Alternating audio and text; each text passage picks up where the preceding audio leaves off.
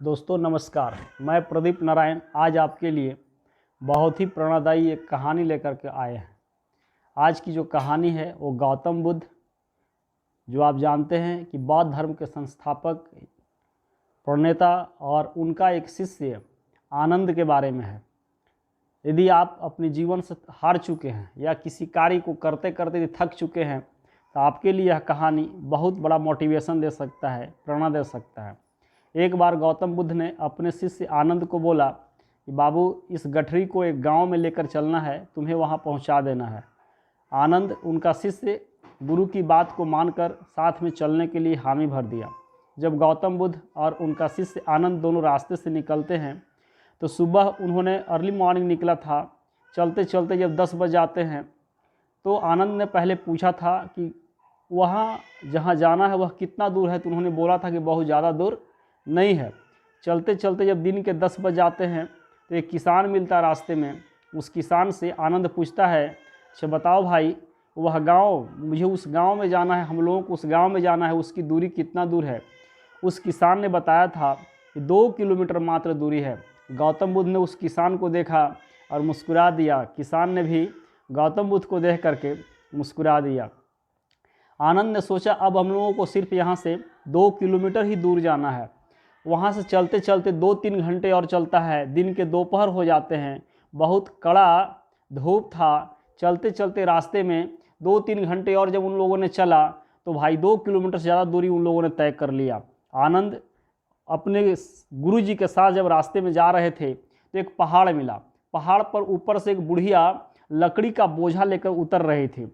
गौतम बुद्ध के साथ जो उनका शिष्य आनंद था उसने पूछा, बताओ दादी माँ, यहाँ से वह गांव का दूरी कितना है? जिस गांव में उन लोगों को जाना था उस गांव का नाम वो पूछ रहे थे कि उस गांव का दूरी कितना दूर है।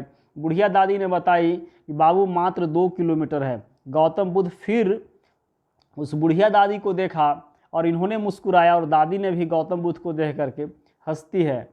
वो जो शिष्य आनंद है वो सोचता है पहला वाला व्यक्ति था, उसने ही बोला बस 2 किलोमीटर।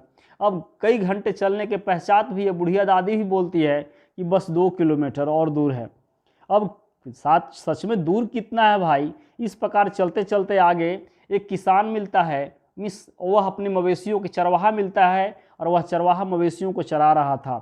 उससे आनंद पूछता है कि अब तो शाम 4 लगभग बजने वाले थे।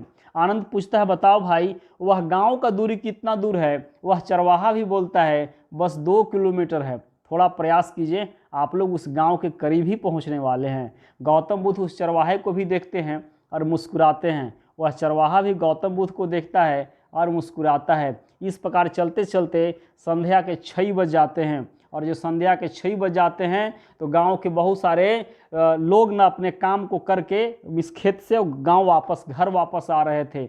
उससे आनंद पूछता है, बताओ भाई, वह गांव का दूरी कितना दूर है? वे लोग भी बोलते हैं बस 2 किलोमीटर मात्र है। आप चलते रहो, बस कुछ ही पल में आप पहुंच जाओगे। गौतम बुद्ध एक बार पुनः उन गांव के लोगों को भी देखते हैं। वे गांव के लोग भी गौतम बुद्ध को देखते हैं। बुद्ध भी मुस्कुराते हैं, गांव के लोग भी मुस्कुराते हैं। और कुछ दूर आगे चलते चलते वह लड़का जो आनंद, जो गौतम बुद्ध का शिष्य है, वह अब बोलता है, तथागत गुरुदेव, अब मैं आगे नहीं चल सकता हूँ। जो गठरी उन्होंने माथे पर लिया था उसे नीचे वो पटक देते हैं। महाराज, अब हमसे आगे नहीं चला जा सकता है, भूख लगी है, थक चुका हूँ, प्यास लगा है, मैं नहीं जा सकता हूँ, वह गांव पता नहीं कितना दूर है। गौतम बुद्ध ने उस बच्चे को बोला, बाबू बस थोड़ा ही दूर है, तुम्हें कोशिश करना चाहिए। उसने बोला कि मैं नहीं जा सकता हूँ, मैं आपसे एक प्रश्न पूछना चाहता हूँ, आप मुझे लगता है बेवकूफ़ बना रहे हैं। गौतम बुद्ध ने पूछा कि पूछो, क्या तुम्हारा प्रश्न है? उसने बोला कि पहला वाला आदमी जो किसान मिला था वो भी 2 किलोमीटर ही बोला था, आपने उसे भी देखा था, मुस्कुरा दिया था, उसने भी आपको देखा था, मुस्कुरा दिया था। दूसरी जो बूढ़ी माता मिली थी पहाड़ से जो उतर रही थी, उसने भी बोली कि मात्र 2 किलोमीटर, आपने भी उन्हें देखा, उसने भी आपको देखी, आप दोनों एक दूसरे को मुस्कुरा दिए देख करके। आगे चलने के बाद चरवाहा ने भी 2 किलोमीटर बताया, लेकिन हम 2-2 किलोमीटर चलते चलते सुबह से लेकर शाम हो चुका है।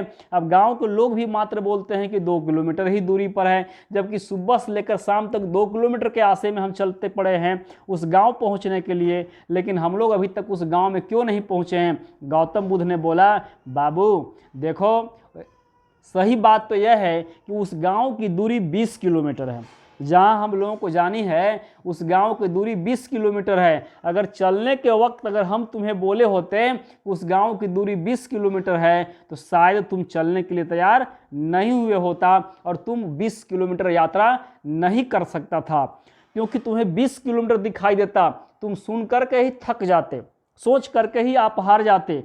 लेकिन लोगों ने जो बोला 2 किलोमीटर, वह तुम्हें मोटिवेट किया, तुम्हें लगा कि बस तो अब 2 ही किलोमीटर चलना है। बुढ़िया दादी ने भी 2 किलोमीटर बोली, वो भी तुम्हें मोटिवेट की, तुम्हें तो लगा बस अब 2 ही किलोमीटर चलना है। चरवाहा ने भी बोला मात्र 2 किलोमीटर, उसने भी तुम्हें मोटिवेट किया। गांव के लोग भी बोल रहे हैं कि बस 2 किलोमीटर, वो भी मोटिवेट कर रहे हैं। और इस प्रकार से लोगों का मोटिवेशन जो तुम्हें मिलेगा, और अफर्मेटिव मीन्स यदि सार्थक मोटिवेशन यदि लोगों का मिलेगा तो निश्चित रूप में तुम 20 किलोमीटर की यात्रा तय कर लोगे, तुम थकोगे भी नहीं, हारोगे भी नहीं और मंजिल को तुम प्राप्त भी करोगे। तो निर्णय हमें और आपको करना है कि हम कैसे लोगों के साथ रहना चाहते हैं, कैसे चीज़ों का अनुकरण करना चाहते हैं। अगर किसी बच्चे को हम क्लास 1 में एडमिशन करवाते हैं और बोलते तुम्हें मैट्रिक पास करना है, 10 वर्ष वक्त लगेंगे, तो उसे पढ़ना ना बहुत मुश्किल हो जाएगा, शायद वह नहीं पढ़ पाएगा। लेकिन हम बोलते तुम्हें ना क्लास 1 सिर्फ पास करना है, क्लास 1 के बाद क्लास 2 पास करना है, के बाद क्लास 3 पास करना है। ऐसे करते करते वह बच्चा ना मास्टर्स डिग्री ले लेता है और कई प्रकार के दूसरे एकेडमिक डिग्रीज को वह ले लेता है और बहुत बड़ा अचीवमेंट अपने जीवन में क्रमबद्ध वह प्राप्त करता है।